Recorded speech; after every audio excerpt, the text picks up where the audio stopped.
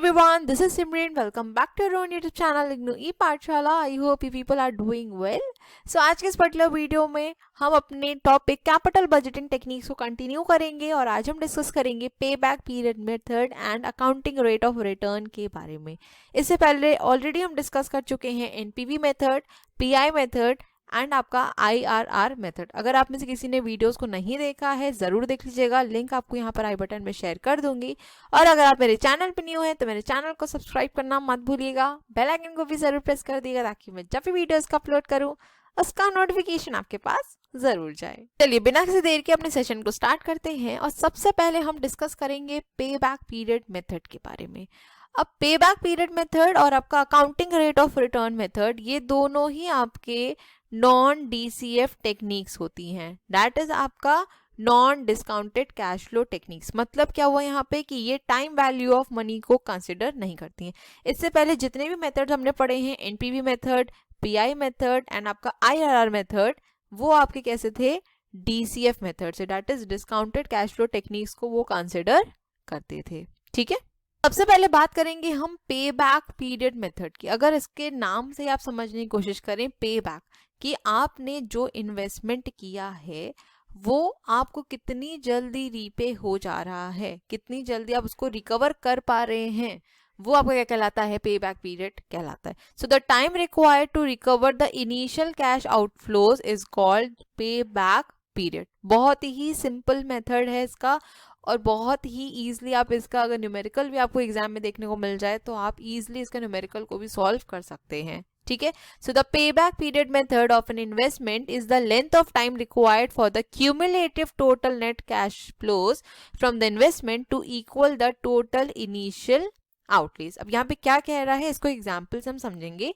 यहाँ पर आप सिंपल सा ये समझ लीजिए कि पे बैक पीरियड मेथड क्या है कि जितने भी आपके कैश आउटफ्लोज हैं उनको आप कितने कम टाइम के अंदर रिकवर कर लेंगे उतना आपके लिए बेनिफिशियल होगा. ठीक है, तो इसका डिसीजन रूल की अगर हम बात करें तो इसका डिसीजन रूल क्या होगा कि जितना कम टाइम लगेगा उतना इफेक्टिव होगा और उतना ज़्यादा बेहतर होगा किसी भी कंपनी या ऑर्गेनाइजेशन के लिए. ठीक है, so at that point in time the investor has recovered the money invested in the project. आ जाते हैं सीधे हम इसके क्वेश्चन पे ताकि आपको ये इजीली समझ में आ जाए कि ये क्या क्या रहा है. यहाँ पर क्वेश्चन में आपको गिवन है इनिशियल आउटले जो कि आपका 2 लाख रुपीस का और यहाँ पर आपको ईयर और एनुअल कैश इनफ्लोज दिए हुए हैं.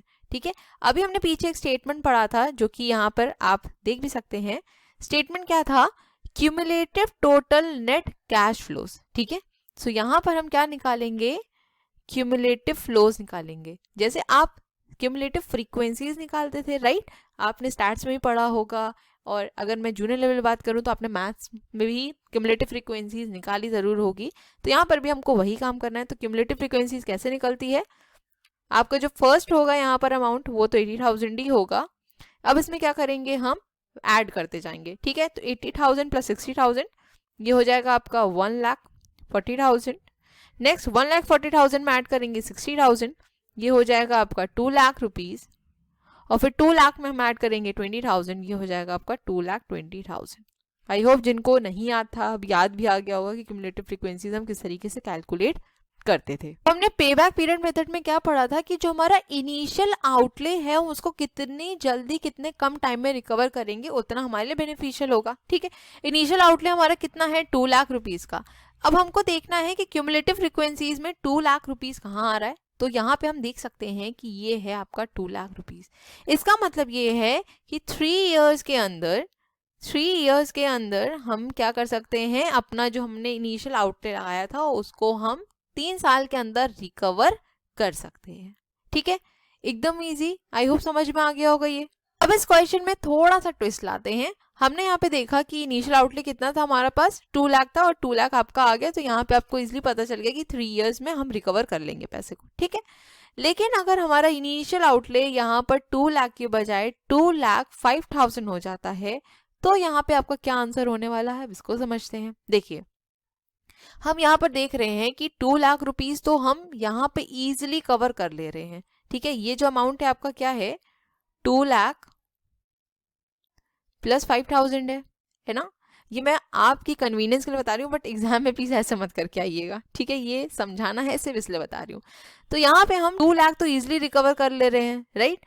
तो इसका मतलब ये है कि 3 इयर्स तो लगेंगे ही लगेंगे, ये तो फॉर श्योर है, ठीक है। प्लस अब यहाँ पे कितना आएगा, देखिए 5000 है यहाँ पर अमाउंट, ठीक है। अब अगर हम इसके आगे बढ़ जाएंगे तो ये कितना हो जाएगा आपका 20,000 हो जाएगा, जो कि काफी ज्यादा है, ठीक है। तो हमको तो यहाँ पर सिर्फ 5000 की ही जरूरत है, और आपका जो एनुअल कैश इनफ्लोज है वो नेक्स्ट कितना है 20,000। तो मतलब हमको 20,000 में से आप कह सकते हैं कि सिर्फ 5,000 की ही जरूरत है, इस तरीके से इसको आप समझिए, ठीक है। तो इसको हम डिवाइड कर देंगे 20,000 से, ठीक। तो आप इसको जब कैंसिल करेंगे ये कितना आ जाएगा 3/1/4 ईयर्स, ठीक है। हमने यहाँ पे क्या किया कि 2 लाख रुपए तो आपको 3 साल के अंदर रिकवर हो रहा था, वो तो आप कंसिडर करेंगे, लेकिन वो 5,000 रुपए जो बच रहा है वो भी तो रिकवर करना है, ठीक है। तो वो अपॉन आपका जो एनुअल कैश इनफ्लोज है उसी में से तो आप लेंगे, वो 20,000 के अंदर ही से तो 5,000 मिलेगा, ठीक है। तो क्या करेंगे 5,000 डिवाइडेड बाई 20,000, तो ये आपका निकल के आ जाएगा 3/1/4 ईयर्स, ठीक है। आई होप कैलकुलेशन यहाँ पर समझ में आ गया। अगर एग्जाम में क्वेश्चन आएगा तो कुछ इस तरीके से आएगा, बहुत ही कम चांसेस है कि इतना सिंपल क्वेश्चन आपको दे दे, बट यहाँ पर आपका बेस बनाना था इसलिए मैंने ये क्वेश्चन आपको पहले प्रोवाइड किया, जिससे आपको थोड़ी क्लैरिटी हो कि कैसे हमको यहाँ पे वैल्यूज को देखना है। लेकिन अगर क्वेश्चन आएगा तो चांसेस यही है कि यहाँ वाला पार्ट का क्वेश्चन आपको पूछा जाएगा एग्जाम में, ठीक है। यहाँ पर अगर इसके डिसीजन रूल की मैं बात करूँ तो इसका डिसीजन रूल बहुत ही सिंपल सा है। डिसीजन रूल इसका ये कहता है कि जितना कम टाइम लगेगा, ठीक है, जितना कम टाइम लगेगा आपको अपने जो इनिशियल आउटलेज हैं उनको रिकवर करने में उतना बेहतर है, ठीक है। तो अगर कोई आपके 2 म्यूचुअली एक्सक्लूसिव प्रोजेक्ट्स हैं तो उसमें आप क्या देखेंगे कि दोनों प्रोजेक्ट्स के आप क्या करेंगे पे बैक पीरियड निकालेंगे, और जिसमें भी आपका जो टाइम ड्यूरेशन है वो कम आ रहा होगा आप क्या करेंगे उसी प्रोजेक्ट को वहां पे एक्सेप्ट करेंगे, ठीक है। आई होप समझ में आ गया ये। 5 एडवांटेजेस की तरफ पहला एडवांटेज क्या कह रहा है that it is easy to compute, तो हाँ इसकी बात को हम यहाँ पे मानते हैं कि ये इजी है कंप्यूटेशन में, लेकिन IRR तो नहीं था, राइट। नेक्स्ट है that it is easy to understand as it provides a quick estimate of the time needed for the organization to recoup the cash invested, ठीक है। तो एक क्विक ग्लिम्स दे सकता है आपको कि आपको कितने टाइम के अंदर आपका जो पैसा है वो रिकवर आपको हो जाएगा, ठीक है। नेक्स्ट है the length of the payback period can also serve as an estimate of a project's risk, the longer the payback period the riskier the project as long term predictions are less reliable, ठीक है। देखिए simple सी बात ये है कि जितना ज्यादा time लगेगा आपको अपना जो आउटले है उसको रिकवर करने में, वो आपके लिए उतना ज्यादा रिस्कियर होता जाएगा, क्योंकि मार्केट भी तो हिसाब से चेंज होती जाएगी, ठीक है। So in some industries with high obsolescence risk like software industry or in situation where an organization is short on cash, short payback periods often become the determining factor for the investment. तो ऐसी जो आपकी industries होती हैं, software industries हैं, यहाँ पर generally क्या ट्राई किया जाता है कि जो आपका पेबैक पीरियड है वो शॉर्ट होना चाहिए, ठीक है। मतलब आप कम टाइम में अपना जो आउटले है, जो आपने पैसा लगाया है, आप उसको इजीली रिकवर कर पाए, ठीक है। आते हैं पेबैक की लिमिटेशन की तरफ। तो सबसे पहली बड़ी लिमिटेशन तो यही है कि ये इग्नोर करता है आपका टाइम वैल्यू ऑफ मनी को, ठीक है। नेक्स्ट लिमिटेशन बात करते हैं। So second limitation of this technique is its failure to consider an investment से total profitability. It only considers cash inflows up to the period in which the initial investment is fully recovered and ignores cash flows after the payback period. तो यहाँ पर example अगर हम देख लें तो ये स्टेटमेंट आपको और अच्छे समझ में आएगी।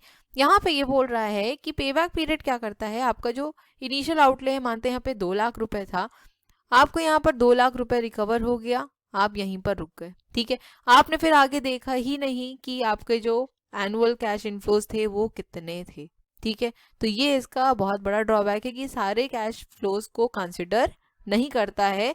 जहां पर आपका पेबैक पीरियड आपको रिकवर हो रहा है, मतलब पेबैक पीरियड जहां पे आपको मिल जा रहा है, उसके बाद के जितने भी कैश फ्लोज हैं उनको ये इग्नोर कर देता है, ठीक है। आई होप क्लियर हो गया होगा एडवांटेजेस एंड इसकी लिमिटेशंस। नेक्स्ट है हमारा अकाउंटिंग रेट ऑफ रिटर्न, जिसको हम इन शॉर्ट ARR के नाम से जानते हैं, ठीक ठीक है। अब ये भी आपका non discounting cash flow technique है, जैसा कि अभी हमने पीछे देखा था पे बैक पीरियड मेथड, वो भी आपका क्या है, नॉन डीसीएफ टेक्निक है। अब अकाउंटिंग रेट ऑफ रिटर्न यहाँ पर बेसिकली आप देख सकते हैं बात कर रहा है अकाउंटिंग की। तो सबसे इंपॉर्टेंट चीज यहाँ पर ध्यान रखने वाली ये है कि जितने भी अभी तक हमने टेक्निक्स पढ़ी उन सब में हमने क्या कंसिडर किया है, कैश फ्लोज को कंसिडर किया है, ठीक है। लेकिन अकाउंटिंग रेट ऑफ रिटर्न अकेला है जो प्रॉफिटेबिलिटी की बात करता है, ठीक है। यहाँ पर हम क्या कंसिडर करते हैं, नेट इनकम को कंसिडर करते हैं, ना कि जो हमारे कैश फ्लोज हैं उनको। तो अकाउंटिंग रेट ऑफ रिटर्न ही अकेला ऐसा मेथड है, ये चीज याद रखिएगा, ठीक है। तो ARR is the average net income an asset is expected to generate divided by its average capital cost expressed as an annual percentage। तो आपका जो अकाउंटिंग रेट ऑफ रिटर्न है वो क्या होता है, आपका एवरेज एनुअल प्रॉफिट्स जिनको आप डिवाइड करते हैं आपके एवरेज कैपिटल कॉस्ट से, और यहाँ पे जो आपका आंसर निकल के आएगा वो आएगा in the form of percentage, ठीक है। So the ARR is a formula used to make capital budgeting decision. It is used in situation where the companies are deciding on whether or not to invest in an asset based on the future net earnings expected compared to the capital cost। किस पे ध्यान देना है यहाँ पे, net earnings पे ध्यान देना है, कैश फ्लोज पे ध्यान नहीं देना है, ठीक है।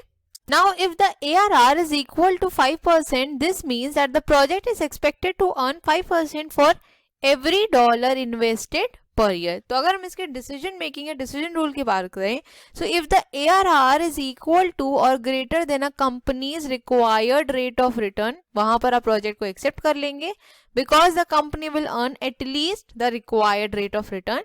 और अगर हमारा ARR is less than the required rate of return, the project should be rejected, ठीक है। So the higher the ARR the more profitable the company will become. तो अगर आपका जो ARR है, यहाँ पर सिंपली अगर हम लिखें, अगर आपका ARR ज्यादा है आपके रिक्वायर्ड रेट ऑफ रिटर्न से तो आप एक्सेप्ट करेंगे प्रपोजल, और अगर हमारा जो ARR है वो लेस देन है हमारे रिक्वायर्ड रेट ऑफ रिटर्न से, तो यहाँ पे प्रोजेक्ट को क्या करेंगे, रिजेक्ट कर देंगे, ठीक है। यहाँ पे आपको फॉर्मूला दिया हुआ है ARR का, ARR is equal to average annual profit upon average investment, ठीक है। एक एग्जांपल देख लेते हैं इसका भी। तो the Goodyear manufacturing company has the following different alternative investment proposals if only accounting rate of return is considered.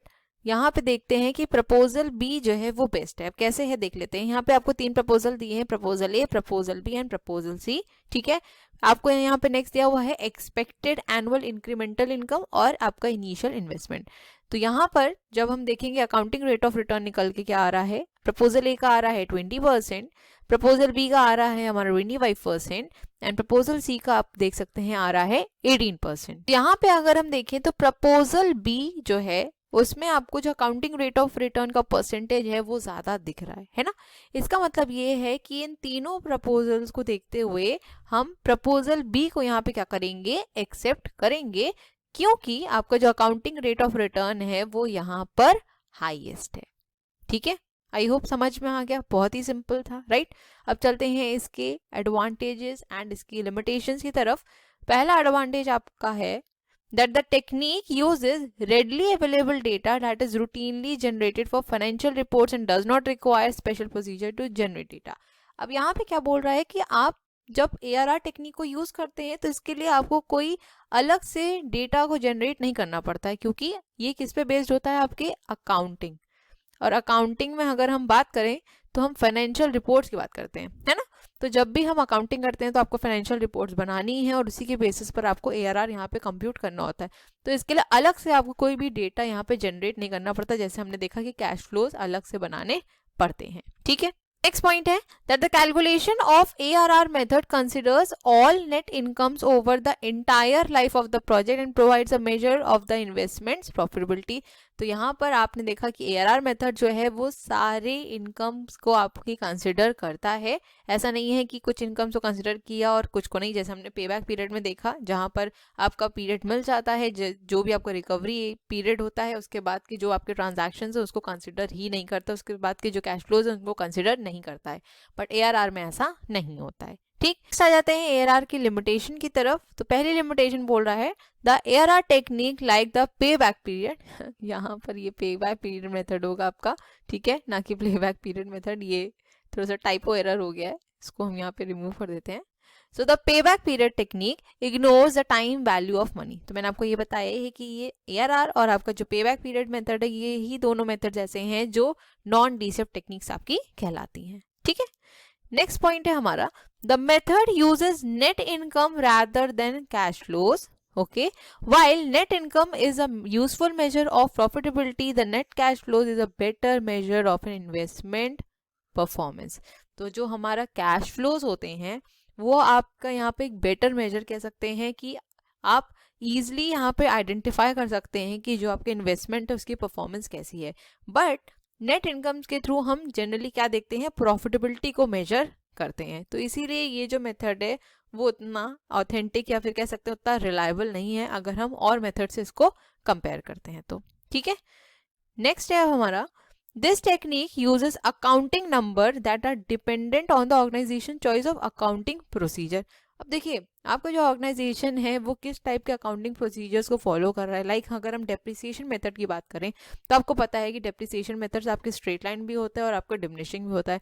अब आपका जो ऑर्गेनाइजेशन है वो कौन सा मेथड यूज कर रहा है ये काफ़ी ज़्यादा डिपेंड करता है, क्योंकि इसके वजह से क्या होगा, आपका जो ARR कंप्यूट होगा उसकी वैल्यूज़ में चेंजेस देखने को मिलेंगे, ठीक है। तो इसकी वजह से भी क्या होता है, आपका जो फिगर्स निकल के आती हो सकता है वो उतनी ऑथेंटिक ना हो, ठीक है। आई होप ये जितनी भी टेक्निक्स हमने यहाँ पर डिस्कस की हैं आपको ये सारी टेक्निक्स क्लियर हो गई होंगी, और इसका एक क्विक रिकैप या फिर मैं कह सकती हूँ क्विक समरी आप देख सकते हैं अपनी स्क्रीन के ऊपर। यहाँ पे मैंने आपको एक चार्ट प्रोवाइड कर दिया है जिसके थ्रू आप तुरंत जान सकते हैं कि क्या क्या चीज़ें हमने डिस्कस की हैं, सबका क्या डिसीजन रूल है for independent projects and for mutually exclusive projects. तो एक बार इसको गो थ्रू ज़रूर कर लीजिएगा, ठीक है। Thank you so much for watching. Please video को लाइक ज़रूर कर दीजिएगा, और अगर अभी तक चैनल को सब्सक्राइब नहीं किया है तो चैनल सब्सक्राइब कर लीजिए, बेल आइकन को भी ज़रूर प्रेस कर दीजिएगा ताकि मैं जब भी वीडियोस का अपलोड करूँ उसका नोटिफिकेशन आपके पास ज़रूर जाए। अपनी फीडबैक देना मत भूलिएगा और वीडियोस को ज़्यादा से ज़्यादा शेयर करिएगा। मिलेंगे अपने नेक्स्ट वीडियो में। Till then stay safe, stay healthy, bye bye, take care.